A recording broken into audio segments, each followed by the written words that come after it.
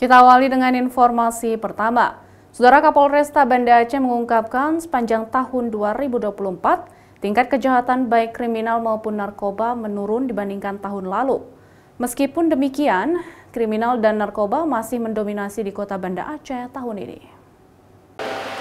Selama tahun 2024, banyak kasus menonjol yaitu di ranah kriminalitas seperti pencurian, pembunuhan, serta sejumlah tindak kriminal lainnya yang menjadi atensi khusus Polresta Banda Aceh.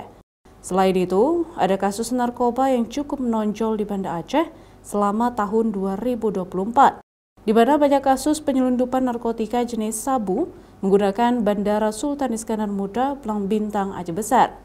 Meskipun angka kriminal dan narkotika di kota Banda Aceh selama tahun 2024 menurun drastis dibandingkan 2023, Kapolresta Banda Aceh meminta Kasat dan Kapolsek jajaran tetap profesional melakukan penanganan kasus. Sama seperti tahun kemarin, kasus yang menonjol itu adalah terkait dengan kejahatan-kejahatan konvensional seperti pencurian, ya, kemudian termasuk pencurian kendaraan bermotor. Kemudian yang kedua adalah kasus-kasus terkait dengan penyalahgunaan narkotika, ya, narkotika. Tapi alhamdulillah bila dibandingkan tahun lalu dengan tahun ini, untuk laporan terkait dengan kasus-kasus narkoba itu mengalami penurunan.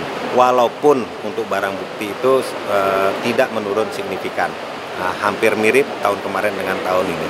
Peran masyarakat juga diminta lebih aktif untuk melaporkan tindak kejahatan yang terjadi di tengah-tengah masyarakat kepada pihak kepolisian, serta bersama-sama menjaga kondisi keamanan di lingkungan masyarakat. Syahril, Kompas TV, Banda Aceh.